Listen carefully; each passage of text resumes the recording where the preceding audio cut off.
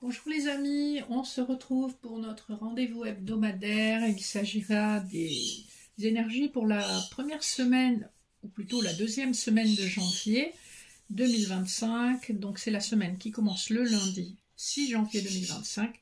J'espère que vous allez bien, que vous avez passé de bonnes fêtes. Je vous présente d'ores et déjà mes meilleurs vœux, ainsi qu'à tous ceux qui vous sont chers, toutes les personnes qui comptent pour vous. Et j'espère que vous entamez l'année avec la conviction que de belles choses vont se produire pour vous. Donc, on garde un petit peu la même formule qu'habituellement. On a des couplets pour le général, des couplets pour le sentimental. Vous aurez deux choix pour les messages annexes avec un message de l'oracle d'Ishtar de Gabriel Sanchez. Choix numéro 1, l'œil de Ouija. Choix numéro 2, la coquille Saint-Jacques avec l'archange Michael. Donc on les découvrira en fin de tirage. Pour le général, j'ai pris le Béline de Gabriel Sanchez et le tarot doré. Pour le sentimental, pour changer un peu, la triade et le petit Lenormand étendu. Et pour l'énergie de la semaine, on va simplement aller chercher une carte des lames majeures du tarot de Marseille, voir un petit peu l'énergie dominante pour cette semaine. Si on veut bien nous en donner une, et on a l'énergie du monde, quand même une très très belle énergie, avec en dos de deck le mat. Donc on voit que on termine un cycle, on commence un nouveau cycle, et on est prêt à l'accomplissement, et on est prêt à aller vers de nouvelles choses. Donc c'est plutôt sympa, ça nous parle aussi éventuellement de l'étranger, vous voyez comment ça vous interpelle, l'opportunité d'élargir votre monde, d'élargir le champ des possibles pour vous. Alors, on va regarder le dos de deck du Béline. On a l'étoile de l'homme, donc une énergie masculine, des passions, la clé de la destinée, la renommée. Donc on voit qu'il y a un homme qui trouve effectivement des solutions pour accéder à quelque chose qui l'intéresse, qui le passionne. Je vais fermer la porte parce que les piou-piou, en fait, comme je tourne en matinée, et ben ils veulent mettre leur grain de sel.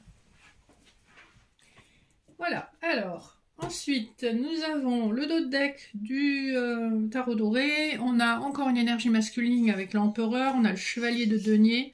On a le valet de coupe. On nous parle quand même, avec le 2 d'épée, d'une période de confusion. Et c'est comme si ce masculin avait eu besoin de beaucoup de temps pour se rendre compte qu'en fait de ses sentiments, ici on nous parle quand même plutôt de la sphère sentimentale. Ça peut être aussi la sphère professionnelle si vous retrouvez dans une situation effectivement où ça a été difficile de prendre une décision parce que vous ne saviez pas quel chemin prendre. Vous voyez comment ça vous interpelle. Premier couplet, on a les honneurs, on a le 7 de denier, donc il est question ici effectivement d'une reconnaissance, d'une réussite qui arrive vers vous, que ce soit sur le plan personnel, professionnel ou financier. On voit que vous avez beaucoup travaillé pour arriver à ce but. La question qu'on se pose ici, c'est est-ce que tous ces efforts, est-ce que tout ce travail en valait vraiment la peine? Est-ce que vous avez un résultat à la hauteur de ce que vous espériez? Parce que, voilà, le 7 de denier, c'est quand même une carte tourna. On est vraiment toujours la tête dans le guidon. Mais les honneurs nous laissent quand même à penser que vous êtes couronné de succès, hein, donc vous avez la couronne, les lauriers, les sceptres. Donc c'est plutôt joli et c'est une énergie rapide, puis c'est une énergie sous le soleil. Deuxième couplet, nous avons la trahison et le 7 d'épée. Bah, c'est en fait deux cartes qui parlent de trahison.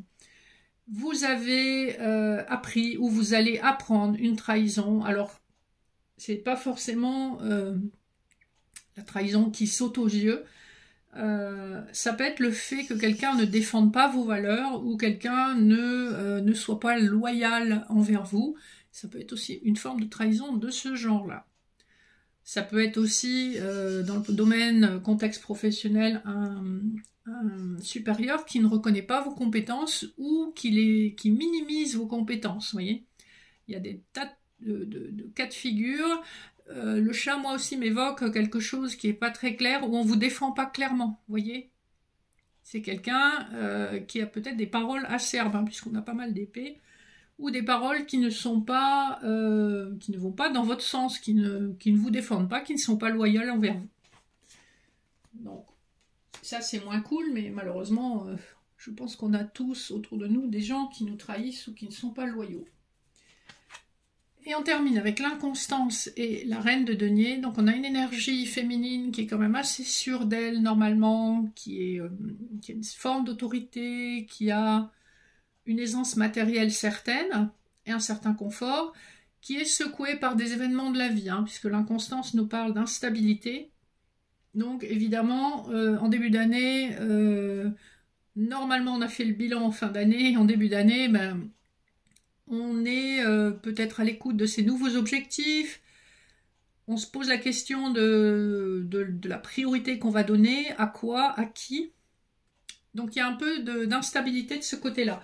Après on avait de très très jolies coupes, donc je pense que les événements vont être un peu bousculants.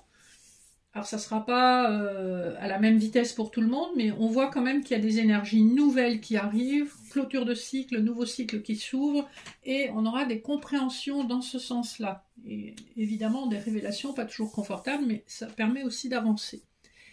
Pour le sentimental, alors regardez les d'autres decks. Donc la triade, on nous parle du temps. Donc on nous parle de quelque chose, d'un contrat d'âme manifestement qui aura pris du temps, et d'un message qui arrive, qui permettra une élévation, mais c'est un message qui aura vraiment pris du temps. Hein. C'est une carte très lente, hein, celle-ci. On voit quand même que ça concerne une relation qui est protégée, et c'est un contrat d'âme, donc ça peut être une âme sœur, ça peut être une flamme jumelle, c'est plus rare, mais c'est possible. En tout cas, ça peut être quelqu'un avec qui vous avez un lien karmique, et vous aviez quelque chose à vivre, notamment des épreuves, pour éclairer votre chemin. On a de nouveau l'âme qui sort ici, donc je pense qu'il y a des choses qui vont être dites après une très longue période d'attente. Alors, le dos de deck du Petit Lenormand, ben, on est encore sur des discussions, des échanges avec les chouettes. On voit que c'est guidé, hein, avec la boussole. Il est question d'un nouveau départ, et on a la carte des coucous, donc on vous confirme bien que ce coup de chance, c'est une relation karmique. Vous allez être beaucoup dans la méfiance, c'est une personne que vous connaissez de votre passé. Ça peut être aussi, en tout cas, une personne qui vous attire énormément. On a un lien karmique, hein, avec le chiffre 11. On a cette notion d'attraction qu'on ne peut presque pas réprimer. On a quand même beaucoup de méfiance à cause des blessures passées que vous avez vécues avec cette personne. Hein. Je pense qu'il y a un contact qui se fait en soirée au niveau des réseaux sociaux ou par texto. J'ai quand même plus l'impression que ça fait partie de votre réseau. Voilà.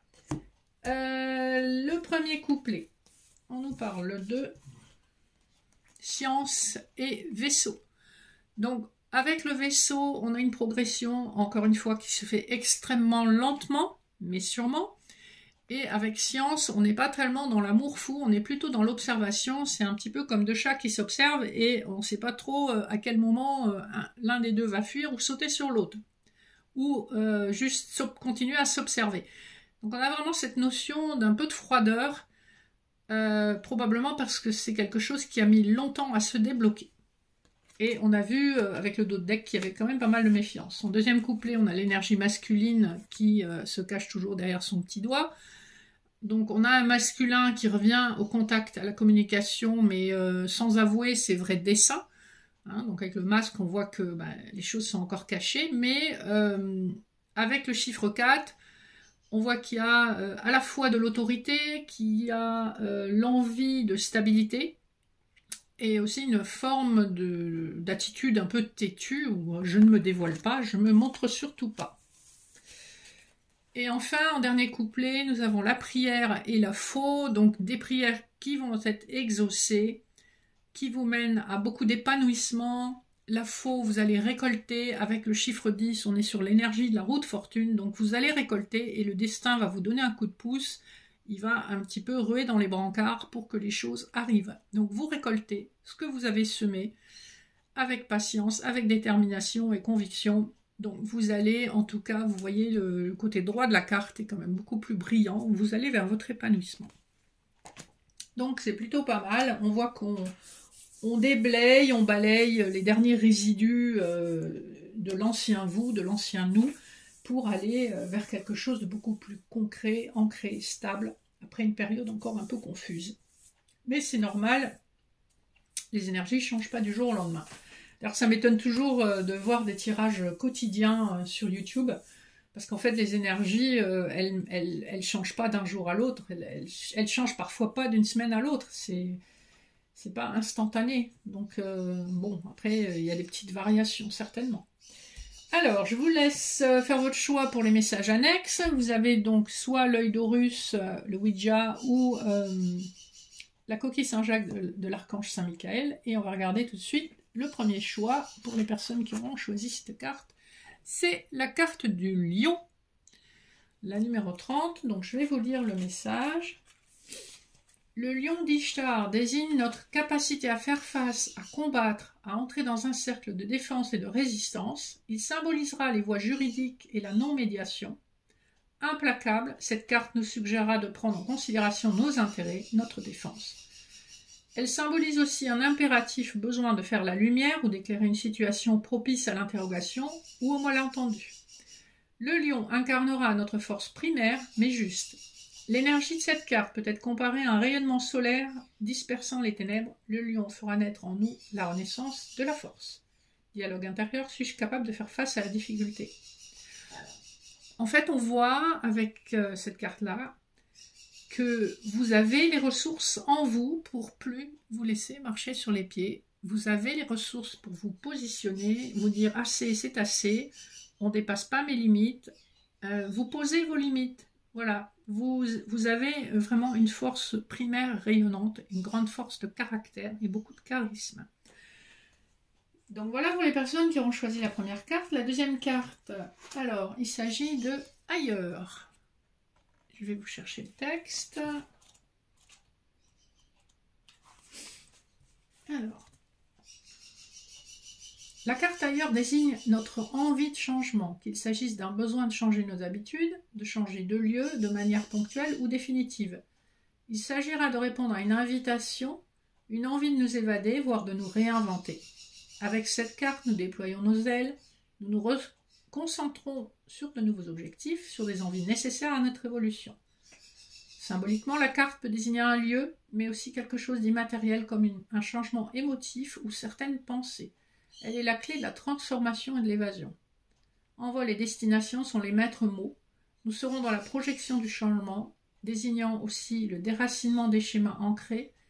Elle représentera également les voyages, qu'ils soient physiques ou symboliques, comme le voyage intérieur. Dialogue intérieur, suis-je à ma place ici en cet instant? Voilà, en ce début d'année, vous vous posez probablement des questions par rapport à votre devenir. Il est possible que vous ayez envie de changer d'environnement, de déménager, de changer de travail, de changer, que sais-je, de compagnon ou de compagne, de changer votre façon de voir les choses. Donc on est vraiment, on soupèse ce qu'on peut mettre en place pour changer les choses. Voilà les amis, j'espère que ces petits messages vous auront parlé. N'hésitez pas à liker, partager, vous abonner si ce n'est pas fait. Vous avez mon information de contact sous la barre d'infos. Si vous souhaitez une guidance privée, si vous souhaitez un accompagnement premium pour les personnes qui ont subi un deuil ou une séparation difficile, sachez qu'à partir du 27 janvier 2025, je propose un abonnement de 4 mois au prix de 29 € pour reconquérir une part de votre vie qui vous est importante. Donc, avoir suffisamment de confiance pour aller à la reconquête d'une partie de vous. On travaille sur, comme toujours, sur le physique, l'émotionnel, le spirituel avec le transgénérationnel et la manifestation. Donc, n'hésitez pas à me contacter pour ça. J'aurai bientôt la page de vente en ligne sur Facebook. Et dès que je l'aurai en ligne, je la mettrai sans doute en lien. Je mettrai le lien en barre d'infos sur mes vidéos YouTube. Voilà les amis, et encore une fois, belle année. Et je vous dis à très bientôt. Je vous fais plein de gros bisous. Bonne semaine!